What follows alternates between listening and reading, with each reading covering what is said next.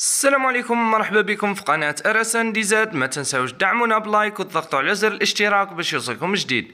خاوتي قبل ما نبداو ما تنساوش تصليوا على النبي الحبيب ونقول لكم صحة فطوركم وصحة رمضانكم. في الفيديو تاع اليوم عندنا تصريحات مصطفى زبدي رئيس منظمة حماية المستهلك التي هاجم مباشرة علامة فيات على الأسعار التي أعلنت عنها بالنسبة للموديلات التي كشفت عليها، وهذه الأسعار ما عجبتش أغلبية المواطنين اللي كانوا يستناو في سيارة المواطن البسيط وذوي الدخل البسيط.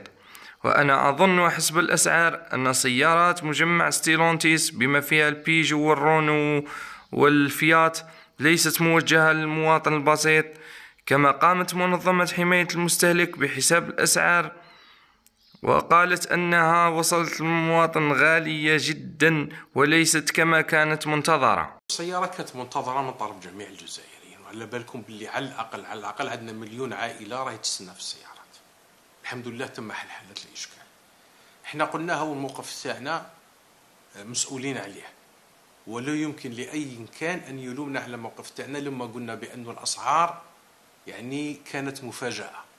لماذا؟ لأنه درنا دراسة سوق ودرنا إحصائيات ودرنا بالطو شونج تاع البنكة ودرنا شحال لي طاكس ودرنا ولقينا باللي فيه زيادة على ما كنا ننتظره.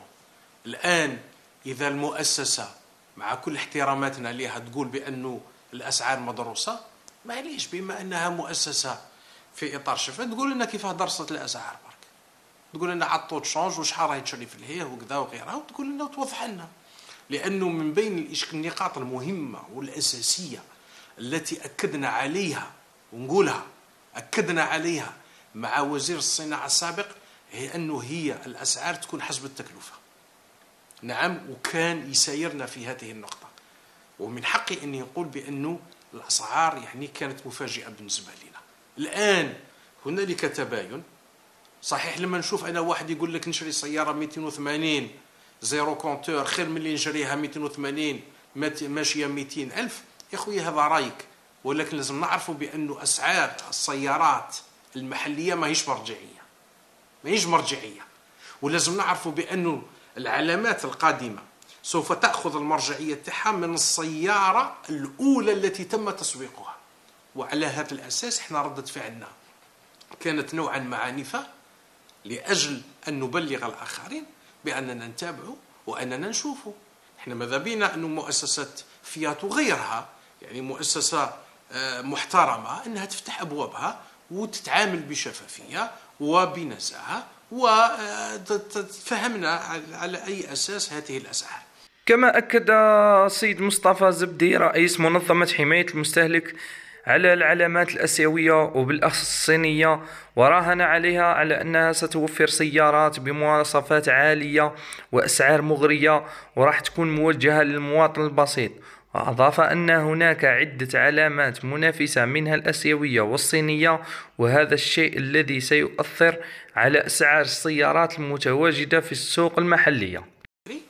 أنه أيضا كاين علامات ونحن قلناها، نحن نراهن على السيارات الصينية. هاي يقول لك أنا نراهن على السيارات الصينية اللي فيها أسعار بالنسبة للعائلات المتوسطة والضعيفة، لأنه أنا همي وشغلي الشاغل هو الإنسان اللي راه يلم منذ سنوات وكل عام يشوف بأنه رأس ماله ينقص وأسعار السيارات تزيد.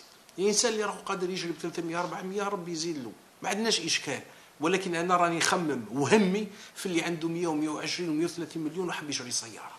الآن سوف ندخل في اتصالات مع كل المتعاملين خاصة منهم الصينيين، لأجل تحفيزهم، لأجل تشجيعهم، حتى تكون هنالك سيارات لابتيت سيلندري وفي متناول الجميع.